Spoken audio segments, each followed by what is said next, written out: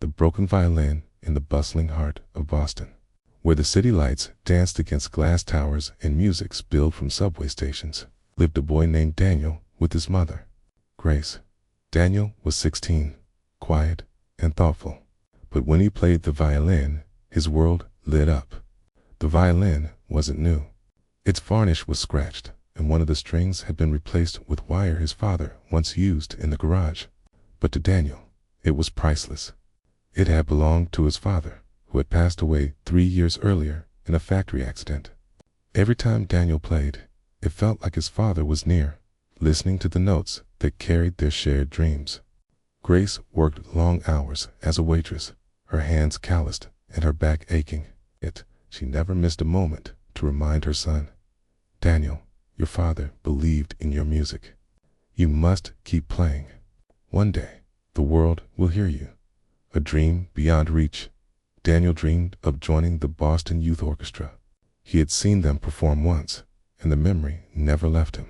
But auditions cost money, and so did lessons. Grace's tips from the diner barely covered rent and food. Still, Daniel practiced every night in their small apartment. Sometimes, neighbors banged on the wall, annoyed by the music. Other times, people paused outside their door, touched by the melody that spilled through the cracks. One evening, as Daniel tightened the bow, Grace placed a small envelope on the table. "I've saved up enough for you to audition," she whispered. Daniel's eyes widened. "Mom, this money was for bills." She shook her head. "Bills will always be here. Opportunities won't take it, Daniel. Play for your father. Play for yourself." The shattered hope the day of the audition arrived. Daniel, dressed in his father's old white shirt, slightly oversized but pressed neatly. As he walked to the subway, violin case in hand, his heart raced with excitement and fear. But life can be cruel. On the crowded train, a sudden shove from a rushing passenger knocked the case from his hands. The violin hit the floor with a sickening crack. Daniel froze, staring at the broken bridge and splintered wood. Panic clawed at his chest. His father's violin, his dream, was gone. Tears blurred his vision as passengers murmured apologies before hurrying away. By the time Daniel reached the audition hall, he sat outside on the steps, clutching the ruined instrument. He didn't go inside. That night, Grace found him in his room, holding the pieces. "I failed, Mom," he choked. "I couldn't even try." Grace pulled him close. "Listen to me. Instruments can break, but dreams don't. You still have music inside you. We'll find a way." An unexpected chance weeks passed, and Daniel avoided touching the broken violin. But one Saturday, while helping his mother at the diner, a man in a suit entered.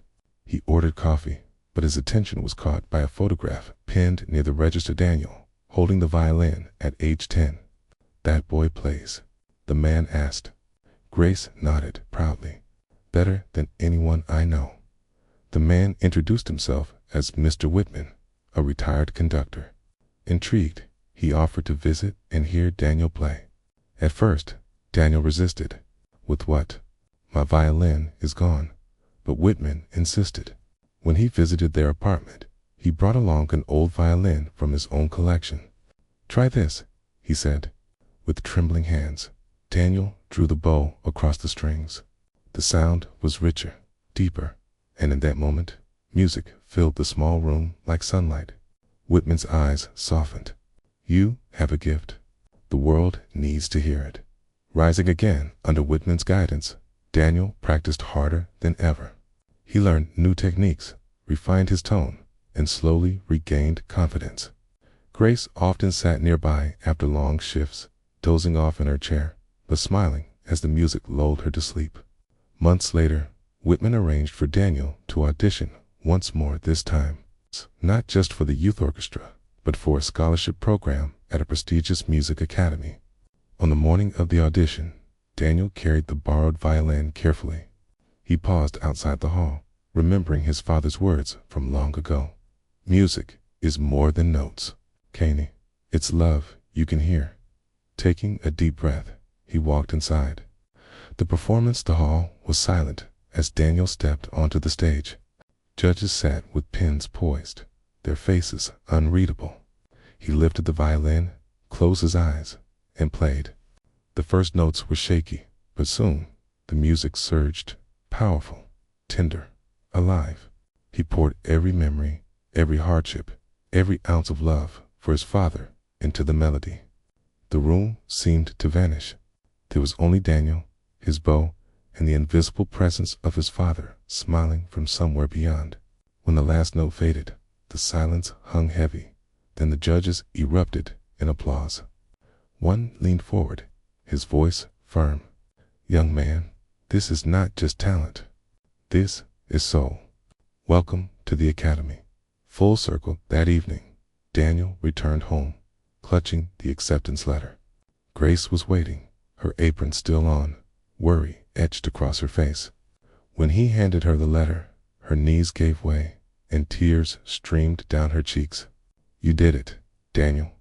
Your father would be so proud." Daniel placed the letter beside the broken pieces of his old violin, which still rested on his shelf. He whispered, "Dad, we made it. Our music lives on."